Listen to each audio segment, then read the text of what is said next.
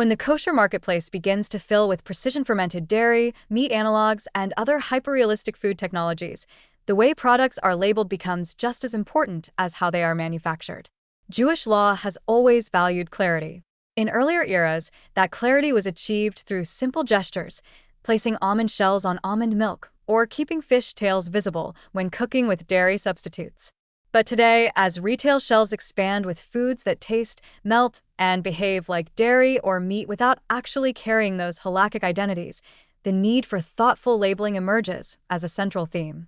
And the truly encouraging part is that good labeling practices don't just avoid marat ayin. They build trust, empower consumers, and strengthen the experience of keeping kosher in a modern world. Retail environments are especially sensitive to perception. A fleishig household shopping for ingredients may see cheese that is actually parve, or a dairy consumer may see a milk that isn't milk at all. The key is not to reduce innovation or restrict what companies may produce. It is to give consumers immediate clarity at a glance. Jewish law doesn't prohibit foods that resemble dairy or meat. It simply asks that the resemblance not create confusion. And manufacturers and stores can help make this easy through proactive, transparent labeling. One of the best practices involves clear, bold statements on the front of packaging. Instead of burying information in fine print, producers can display terms like parve, non-dairy, plant-based, or precision-fermented dairy-free protein prominently. This helps consumers who may be rushing through aisles before Shabbat or scanning shelves for quick weekday meals. The more instantly recognizable the status is, the better. Kosher agencies already emphasize clear hesher symbols. Adding a parallel clarity for dairy status helps complete the picture. And because modern consumers already expect transparency, due to allergen labeling, vegan certifications, and clean label trends, halakhic clarity fits naturally within broader market expectations. Another powerful strategy involves using terms that describe the food's process rather than its appearance. For example, animal-free dairy proteins or non-milk casein may sound novel today, but they signal unmistakably that the product is not halakhic dairy. These phrases give observant shoppers confidence and reduce the need for staff explanation or consumer guesswork. Over time, as these designations become familiar, the marat ayin concerns fade organically. Jewish law has always allowed norms to evolve in exactly this way. What once required special markings becomes ordinary once consumers are accustomed to it. A related best practice is consistent branding cues or color coding. Just as many manufacturers use blue for dairy and red for meat, a distinct visual identity for parve dairy-style products can make a major difference.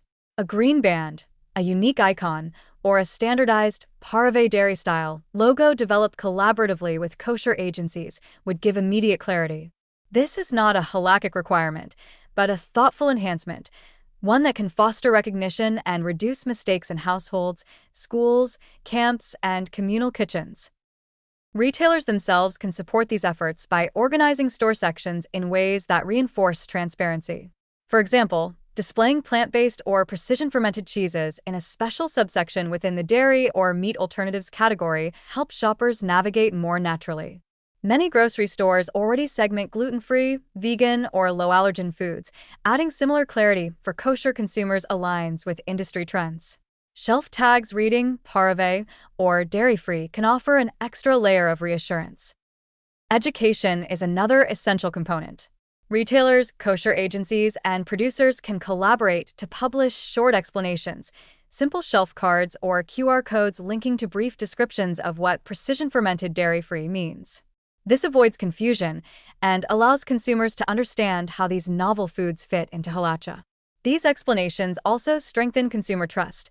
When shoppers see that the retailer and certifier take their concerns seriously, they feel supported rather than overwhelmed by new technologies. It is equally important to distinguish between halakhic clarity and allergen clarity. A product may be parve, but still contain dairy-identical proteins that trigger allergies. By using twin labeling, one symbol for kashrut, another for allergen information, manufacturers can protect both observant consumers and those with health vulnerabilities. Jewish law sees this as part of its broader ethical framework, protecting life, preventing harm, and avoiding unintentional deception. Finally, best practices include maintaining consistency across brands and over time. When kosher consumers can walk into any store, whether in Los Angeles, Jerusalem, or Singapore, and instantly understand the status of a product based on its labeling conventions, Marit Ein concerns vanish. The community gains stability and retailers benefit from reduced confusion and increased consumer confidence. Halacha's goal is not to burden producers, but to encourage clarity. And when clarity becomes standardized, just as OU, OK, KOF and star K symbols became standard decades ago, the entire system becomes smoother, stronger, and easier to navigate. What emerges from all of this is a picture filled with possibility rather than tension. Labeling is not about gatekeeping. It is about empowerment. It assures consumers that the foods they bring home align with their values. It reassures communities that innovation does not mean halakhic uncertainty. And it creates a bridge between ancient principles and modern technology in a way that feels remarkably natural. Kosher consumers deserve clarity. Retailers benefit from trust. And halacha thrives when intention, transparency, and care guide communal practice. Thoughtful labeling, clear, consistent, and proudly informative, allows the new world of precision-fermented and dairy-like pareve foods to flourish without compromising the core integrity of Jewish dietary law. It is, quite simply, where modern food innovation and halakhic wisdom meet in harmony.